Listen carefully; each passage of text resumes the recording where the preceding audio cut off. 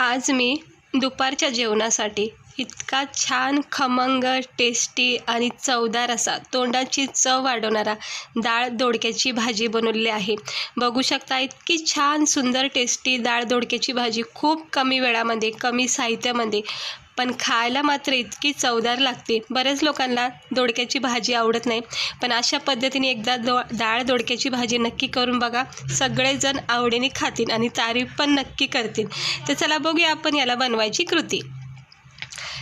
तर हे दोडके ना मी भाजीवालीकडून घेऊन आले, पण काय झालं बनवायची होती मला वेगळ्या कटिंग जरा वेगळा शेप द्यायची होती, पण आईने माझ्या छानपैकी असे छोटे छोटे चौकोन तुकडे केलेत। पण हरकत नाही, पण मला जरा वेगळा गोलाकार द्यायचा होता, पण आता आईने कट केलंय तर वायाला नाही घालायचं।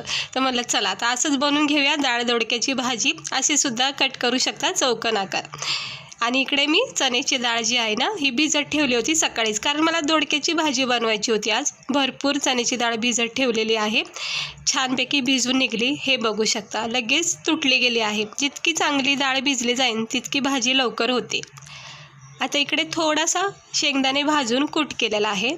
त्यानंतर इकडे मी उखळमध्ये लसूण मिरची आणि जिरेचा थोडासा कूट केला आहे। हवं तर तुम्ही मिक्सरमध्ये सुद्धा याला फिरून घेऊ शकता, न पाणी टाकता ठेशावाने।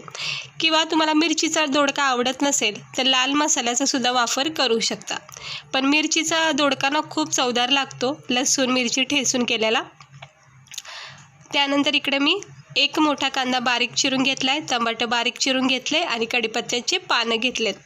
तर आपल्याला आता मस्तपैकी बनवायची आहे डाळ दोडक्याची भाजी। तर डाळीचं पाणी काढून घेते आणि लागेल तेवढी मी ही डाळ इकडे काढून घेतलेली आहे। चण्याची डाळ, मुगाची डाळसुद्धा ह्या जागी तुम्ही वापरू शकता। तर चला बनवून घेऊया आपण दोडक्याची भाजी। तर पॅनमध्ये तेल तापत ठेवायचं। सुरुवातीला याच्यामध्ये 1 चमचा जिरे टाकायचं। जर तुम्हाला लाल मसाल्याची दोडक्याची भाजी आवडत असेल तर जिऱ्यासोबत थोडासा लसूण जो असतो ना तो ठेसून टाकायचा, कारण आपल्याला लाल मसाल्याची भाजी बनवायची असेल तर। कढीपत्त्याचे पानं टाकलेत, जिरे टाकलेले आहेत। त्यानंतर आपण आता याच्यामध्ये बारीक चिरलेला कांदा टाकायचा। अगोदर याला थोडंसं परतून घ्यायचं, म्हणजे जिऱ्याला चांगला तडका भेटतो, कढीपत्ते पण थोडेसे तडतडून जातात।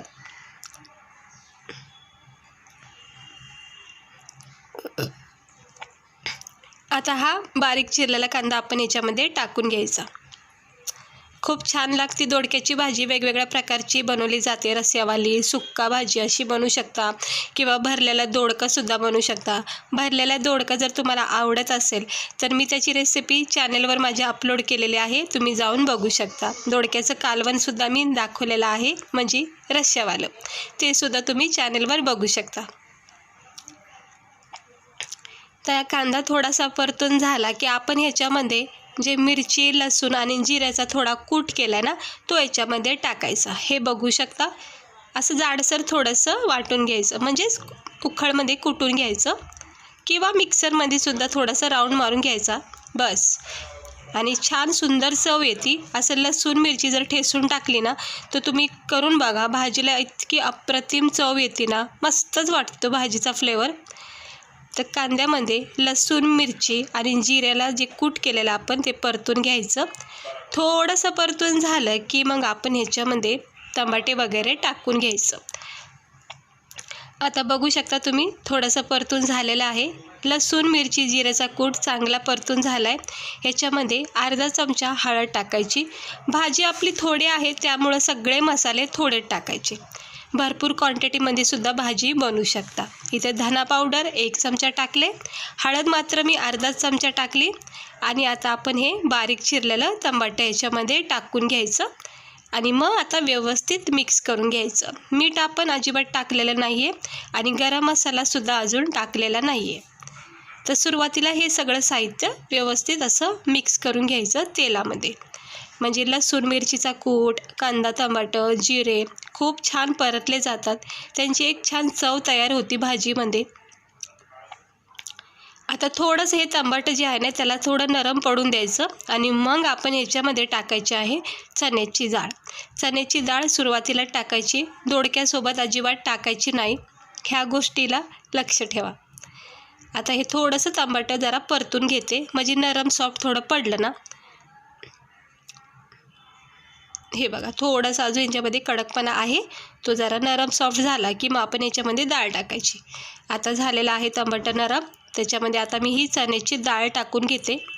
जास्त पण डाळ काही म्हणजे जास्त टाकायची नाही, नाही तर सगळी डाळ लागेल खाता वेळेस आणि दोडका मात्र काही जाणवणार नाही, त्यामुळं मापातच डाळ टाकायची.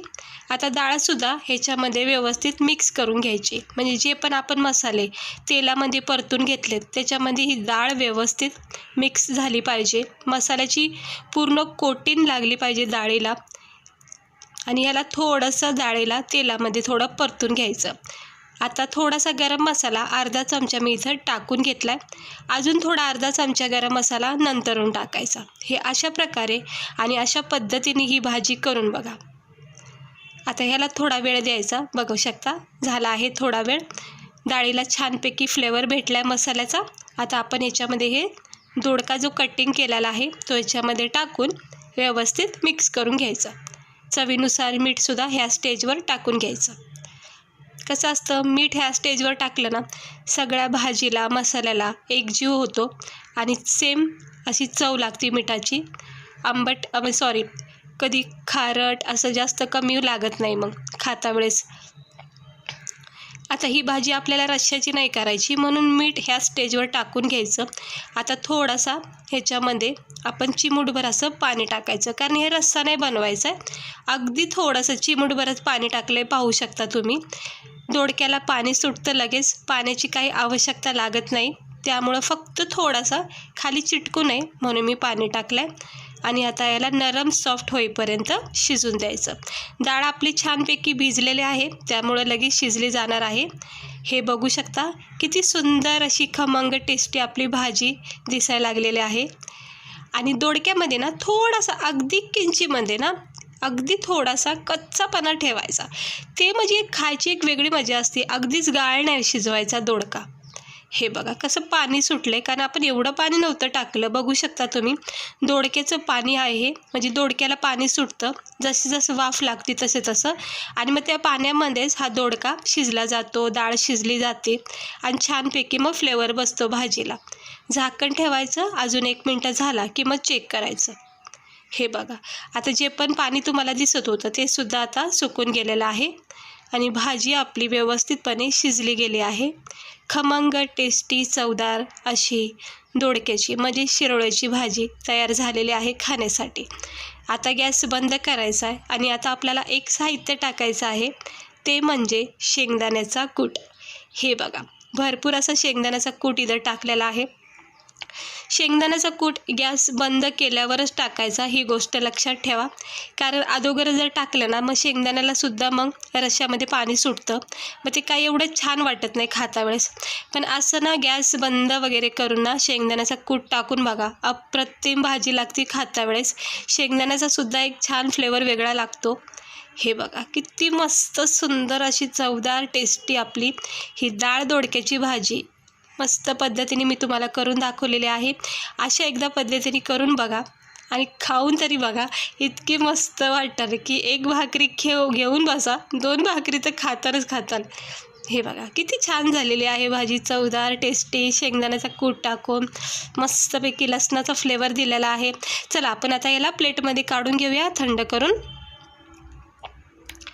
तर हे बघू शकता आपल्या भाजीचा टेक्स्चर बघा, भाजी आपली कशी दिसती ते बघू शकता तुम्ही. हाय का नाही सुंदर अशी भाजी तयार झाली आपली खाण्यासाठी. आता जर ज्यांना भाजी ही आवडत नाही ना त्यांना तर आवर्जून तुम्ही अशी भाजी करून द्या आणि फक्त त्यांना यांची टेस्ट घेऊन द्या. बघा इतकी आवडीने खातील ना, 4 पोळ्या तर आरामात खाऊन जातील. हे बघा मस्त वाटते भाजी. ही भाजी तुम्ही टिफिनला सुद्धा नेऊ शकता. रात्री जर जेवणाला उशीर झाला तर अशा वेळेस सुद्धा तुम्ही ही भाजी झटकीपट बनवू शकता. फक्त 1 दोडका आणायचा, थोडीशी चण्याची डाळ आणि जसं मी दाखवले अशा पद्धतीने नक्की एकदा ट्राय करून बघा. खात्री देते तुम्ही आवडीने नेहमी अशा पद्धतीने करताल. आणि लाल मसाल्याची सुद्धा ह्या पद्धतीने होती, फक्त मिरची लसूणचा कूट न वापरता तेलामध्ये परतत वेळेस लसूण टाकायचा आणि कांदा टमाट्यासोबत मसाला वगैरे टाकून घ्यायचा. तर कशी वाटली तुम्हाला आपली ही आजची दोडक्याची झणझणीत चमचमीत अशी ही चवदार खमंग टेस्टी भाजी?